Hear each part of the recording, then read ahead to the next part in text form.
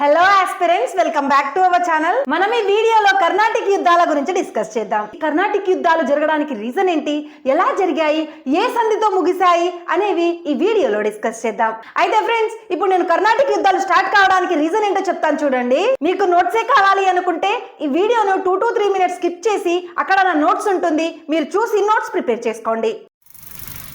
అయితే ఫ్రెండ్స్, ఇండియాలో ఏ Europe countries ఉన్నాయో తెలుసు కదా. ఏంటవి? Portuguese, Dutch, British and French. Basic గా ఇవి ట్రేడింగ్ కంపెనీస్ అన్నమాట. కాబట్టి వీటి మధ్య ట్రేడ్ వార్స్ జరుగుతూ ఉంటాయి. కొంత టైం కి ఈ ట్రేడ్ వార్స్ నుంచి పోర్చుగీస్ వారు, డచ్ వారు ఎలిమినేట్ అయిపోతారు. అసలు ఏం జరిగిందంటే 1661 లో పోర్చుగీస్ కుమార్తె అయిన క్యాథరిన్ బ్రిగాన్జాను బ్రిటిష్ రాజు అయిన చార్లెస్ II కి ఇచ్చి పెళ్లి చేస్తారు. అందువల్ల ఇండియాలో ఈ ట్రేడ్ వార్స్ నుంచి అమ్మాయి తరపున వారు అంటే పోర్చుగీస్ వారు తప్పుకుంటారు. పోర్చుగీస్ వారు ఈ వార్ లో పాల్గొనట్లేదు కదా. ఇప్పుడు డచ్ వారి గురించి చూద్దాం. డచ్ ఈస్ట్ ఇండియా కంపెనీకి మార్తాంగ వర్మకి బ్యాటిల్ ఆఫ్ కొలార్జల్ అనే యుద్ధం జరుగుతుంది. ఈ యుద్ధంలో డచ్ ఈస్ట్ ఇండియా కంపెనీ ఓడిపోతుంది. ఈ యుద్ధం తర్వాత డచ్ ఈస్ట్ ఇండియా కంపెనీ తన వ్యాపార లావాదేవీలన్నిటినీ ఇండియా నుంచి ఇండోనేషియా, మలేషియాకి షిఫ్ట్ చేసుకుంటుంది.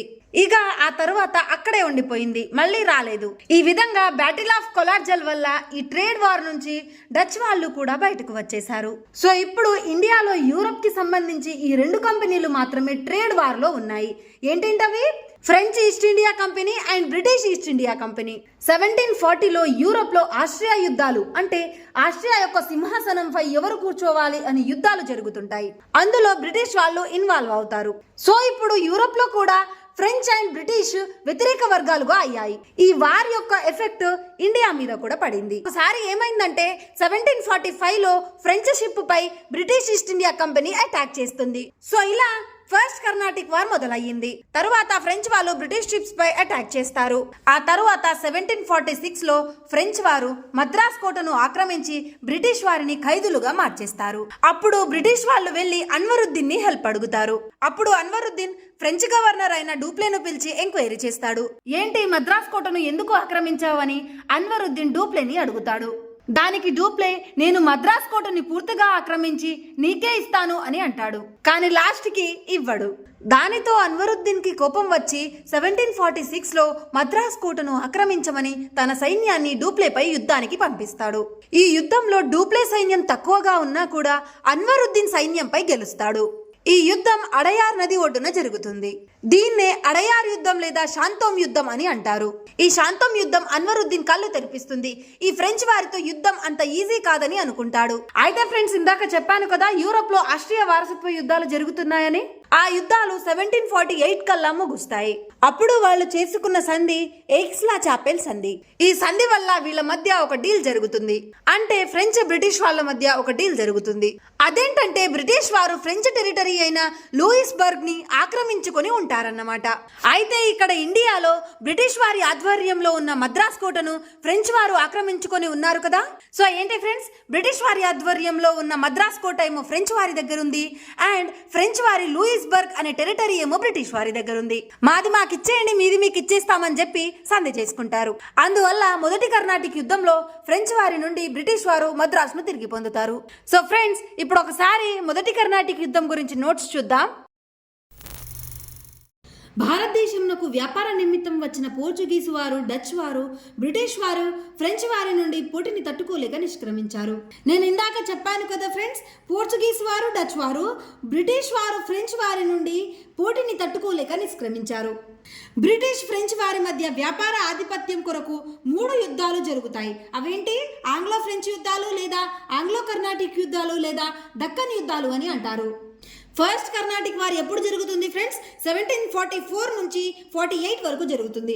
సెకండ్ కర్ణాటిక్ వార్ 1749 నుంచి 54 వరకు జరుగుతుంది. థర్డ్ కర్ణాటిక్ వార్ 1756 నుంచి 63 వరకు జరుగుతుంది. దక్కన్లో కర్ణాటక సర్కార్ కీలకమైంది. పూర్వం ఈ సర్కార్పై తరచుగా గోల్కొండ కుతుబ్ షాహీ సుల్తాన్లు, బీజాపూర్ సుల్తాన్లు అధికారం కలిగి ఉండేవారు. ఔరంగజేబు బీజాపూర్, గోల్కొండ రాజ్యాలను మొఘల్ సామ్రాజ్యంలో కలిపేసేవాడు. దీనితో కర్ణాటక మొఘలులకు పోయింది. తదుపరి ఔరంగజేబు కర్ణాటక చుట్టుపక్కల ప్రాంతాలన్నిటినీ కలిపి కర్ణాటకకు ఆర్కాట్గా రాజధానిని చేసి సాదిద్ ఖాన్ను పాలకుడిగా నియమించాడు. 1707లో ఔరంగజేబు మరణించాడు. అందువల్ల 1710లో కర్ణాటకను పాలిస్తున్న సాదిత్ ఖాన్ స్వతంత్రాన్ని ప్రకటించుకున్నాడు. ఇతని తర్వాత కర్ణాటకకు దోస్త్ అలీ పాలకుడయ్యాడు. సో ఏంటి ఫ్రెండ్స్, అర్థమైంది కదా? మళ్ళొకసారి చెప్తాను చూడండి. ఔరంగజేబు కర్ణాటకను ఆక్రమించి దానికి ఆర్కాట్ రాజధానిగా చేసి సాదిత్ ఖాన్ ను నియమిస్తాడు కదా. దాని తర్వాత ఏం జరుగుతుంది ఫ్రెండ్స్? 1707లో ఔరంగజేబు మరణించాడు కదా. దానివల్ల సాదిత్ ఖాన్ స్వతంత్రాన్ని ప్రకటించుకున్నాడు. ఈయన మరణించాక మళ్ళీ దోస్త్ అలీ పాలకుడయ్యాడు. దామల చెరువు అనే యుద్ధంలో దోస్త్ అలీ మరణించాడు. తరువాత నిజాం ఉల్ ముల్క్ కర్ణాటక నవాబుగా అన్వరుద్దీన్ను నియమించగా చాందా సాహెబ్ ప్రతిఘటించాడు. అర్థమైంది కదా ఫ్రెండ్స్? మళ్ళీ దామల చెరువు అనే యుద్ధంలో దోస్త్ అలీ కూడా మరణించేస్తాడు. దాని తర్వాత నిజాం ఉల్ ముల్క్ కర్ణాటక నవాబుగా అన్వరుద్దీన్ను నియమించగా దోస్త్ అలీ దానికి ఒప్పుకోడు. దీనితో చాందా సాహెబ్ అన్వరుద్దీన్ కి మధ్య వారసత్వ తగాదం ఏర్పడింది. ఇదే సమయానికి యూరప్ లో ఆసియా వారసత్వం కోసం ఇంగ్లాండ్, ఫ్రాన్స్ అంటే బ్రిటిష్ వారి మధ్య ఫ్రెంచ్ వారి మధ్య యుద్ధం సంభవించింది. ఫలితంగా మొదటి కర్ణాటిక్ యుద్ధం సంభవించింది. అయితే ఇప్పుడు మొదటి కర్ణాటిక్ యుద్ధంలో ఇంపార్టెంట్ పాయింట్స్ చెప్తాను, నోట్ చేసుకోండి ఫ్రెండ్స్. మొదటి కర్ణాటిక్ యుద్ధం 1744 నుంచి 48 వరకు జరిగింది. కారణం ఏంటి ఫ్రెండ్స్? ఐరోపాలో జరిగిన ఆసియా వారసత్వ యుద్ధం. సంధి ఏంటి? ఎయిక్స్లా చాపెల్ సంధి. ఈ ఎయిక్స్లా చాపెల్ సంధితో ఈ యుద్ధం ముగుస్తుంది. ఫలితం ఏంటి? ఫ్రెంచ్ వారి నుండి బ్రిటిష్ వారు మద్రాసును తిరిగి పొందుతారు.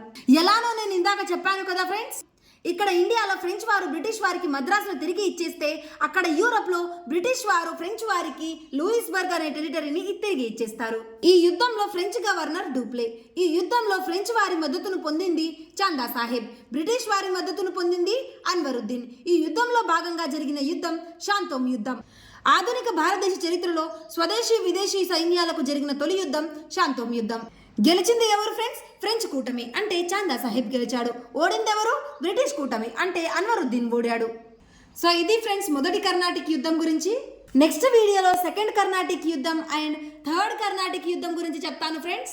ఈ వీడియో మీకు ఇన్ఫర్మేటివ్ గా అనిపిస్తే ఖచ్చితంగా లైక్ చేయండి ఫ్రెండ్స్. మీరు కొత్తగా చూస్తున్నట్లయితే మన ఛానల్ ని సబ్స్క్రైబ్ చేసుకోండి. మీ ప్రిపరేషన్ కి యూజ్ అవుతుంది.